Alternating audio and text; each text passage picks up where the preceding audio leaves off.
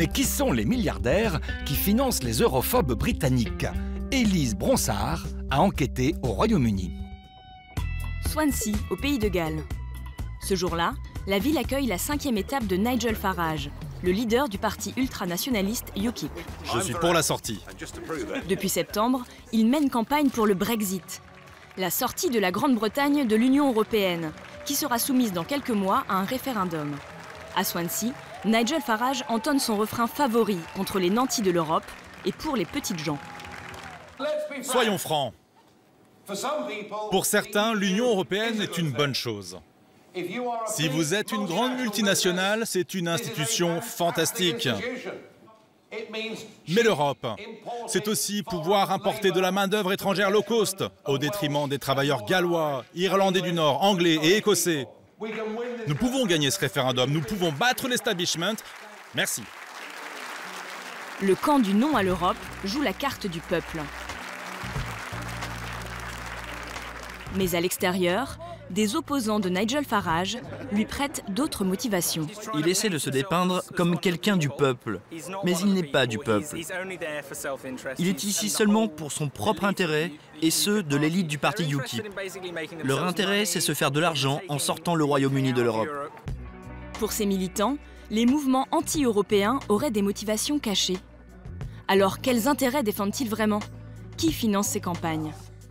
L'une des réponses se trouve à Bristol, au siège de l'un des principaux mouvements anti-européens, Leave EU, quitter l'Union européenne. Une plateforme indépendante de UKIP et de Nigel Farage qui emploie 60 personnes dans ce call center, ouvert 7 jours sur 7. Nous avons 1 million de flyers à distribuer dans tout le Royaume-Uni. Et nous nous demandions si vous pouviez nous aider, Tom. Fantastique. C'est top.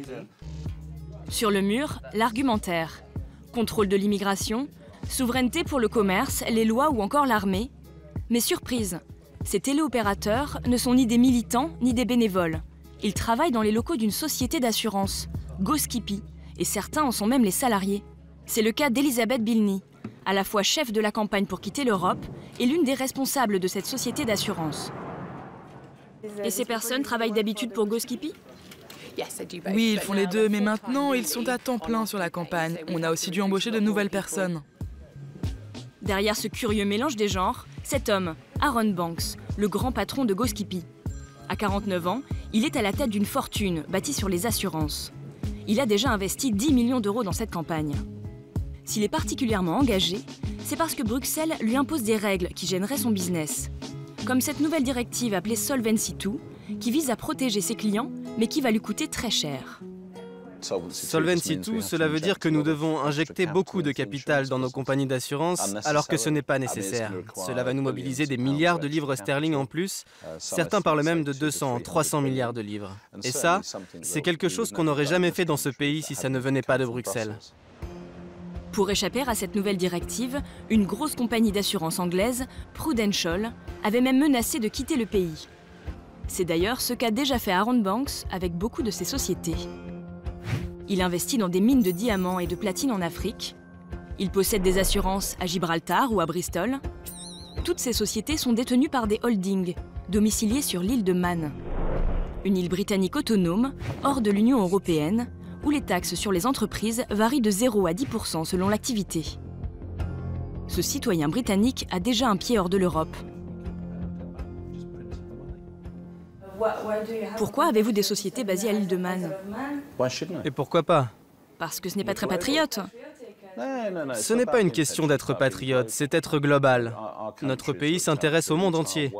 J'ai aussi des entreprises en Afrique du Sud. Pourquoi ne le devrais-je pas? Je suis un homme d'affaires international. Je gère mes affaires de taxes pour qu'elles soient aussi efficaces que possible. Pourquoi m'en passer?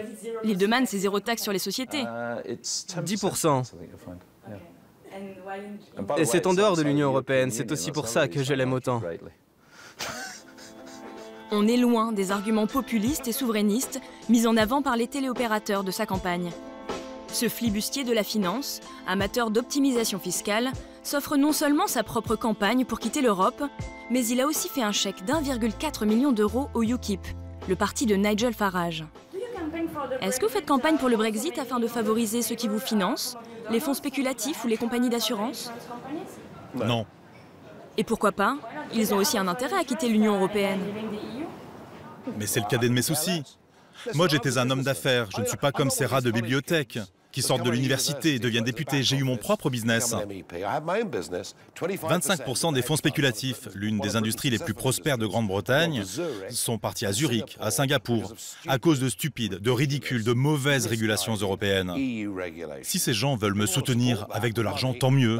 Mais croyez-moi, je ne suis pas à vendre. Aaron Banks, assureur, mais aussi James Mellon, patron d'un fonds spéculatif, ou encore Paul Sykes, l'une des plus grosses fortunes d'Angleterre et principal donateur du parti UKIP. Ils sont les nouveaux visages de l'europhobie. Marc Roche, journaliste financier basé à Londres, les connaît bien. Ce sont des self-made men britanniques qui ont créé leur propre structure et qui estiment que l'Union européenne est un obstacle à leurs ambitions, particulièrement à l'utilisation des paradis fiscaux. Certains hedge funds et certaines compagnies d'assurance et certains agents financiers ont une vision planétaire des choses. Leur univers mental n'est pas cantonné à l'Europe, c'est le monde. Donc en sortant de l'Union européenne, ils espèrent retrouver leur liberté d'action pour mener leur spéculation à l'abri des regards. Dennis McShane a été ministre des Affaires européennes dans le gouvernement de Tony Blair. Selon lui, ces riches eurosceptiques pourraient bien gagner la partie en rallumant de vieilles passions.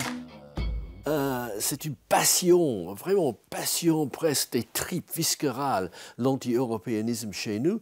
Et les gens qui ont tout cet argent, qui ne fait rien d'autre, est prêt à financer les campagnes, les think tanks, les partis politiques comme UKIP pour commémorer le mémoire de Madame Thatcher, pour défaire Paris, défaire Bruxelles, défaire le mémoire de Jacques Delors. Et ça, c'est une passion pour ces gens. En 1975, les Britanniques avaient très largement entériné l'adhésion de la Grande-Bretagne à la communauté européenne.